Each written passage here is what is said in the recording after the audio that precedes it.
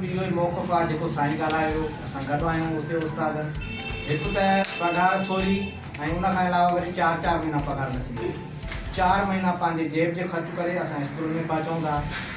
उन जे बावजूद बि असांखे सही तरीक़े सां पघार नथी ॾिनी वञे। उन खां अलावा असां इहो ख़्वाबु सेफ जो पूरो करे ॾेखारियो जेको प्राइवेट स्कूलनि में तालीम हूंदी उहो प्राइवेट स्कूलनि वारा शागिर्द असांजे स्कूल में दाख़िला। पीरजे ॻोठ मां ख़बर शेयर कंदा हलूं त सिंध एजुकेशन फाउंडेशन जे उस्तादनि पारां उर्दू सिंधी मीडिया गुरु पीरजे ॻोठ पहुची मुतालबनि जी मनता लाइ ऑफिस ॿाहिरां हथनि में प्ले कार्ड खणी एहतजाज कयो। सैफ जे उस्तादनि प्रेस कॉन्फ्रेंस कंदे चयो त सिंध हुकूमत जे 25,000 रुपयनि वारे ऐलान खे सिंध एजुकेशन फाउंडेशन ठुकराए उस्तादनि खे 8,000 रुपया वज़ीफ़ो ॾियण लॻी आहे, जेका सैफ जे उस्तादनि सां वॾी नाइंसाफ़ी आहे। मुतालबनि जी मनता लाइ हिकु भेरो ॿीहर एहतजाज कयो।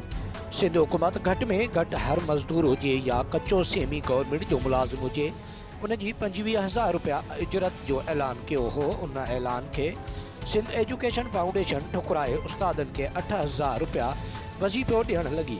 अहिड़े अमल ख़िलाफ़ सैफ जे उस्तादनि अब्दुल हफ़ीज़ अंसारी, अमीर अली कटबर, लियाकत अली कटबर, मोहम्मद सिद्दीक मंगरेजो, महमूद हुसैन मंगरेजो, अब्दुल शकूर गुमरो, सदाकत अली मीरानी, हिदायतुल्लाह शेख, अज़ीज़ अहमद नारेजो, अली गुल कटबर, अल्लाह रखियो, बशीर अहमद कटबर, राजा मीर राऊ जो समेत केतिरनि ई शिरकत करे पंहिंजे जायज़ मुतालबनि जी मनता लाइ हिकु भेरो ॿीहर उर्दू सिंधी मीडिया गुरु पीरजे ॻोठ ऑफिस ॿाहिरां हथनि में प्ले कार्ड खणी एहतजाज कयो।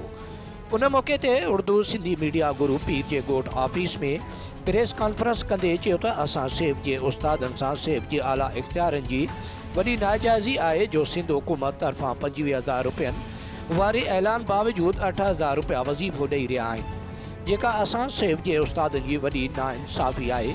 उन्हनि चयो त जेकॾहिं असांजा जाइज़ मसइला हल न कया विया त एहतजाज जो दाइरो वधायो वेंदो। उन्हनि वज़ीर आला सिंध, वज़ीर तालीम ऐं ॿियनि वस वारनि खां मुतालबो कयो त असांजा जाइज़ मसइला हल कराए उस्तादनि मां बेचैनी ख़तमु कई वञे।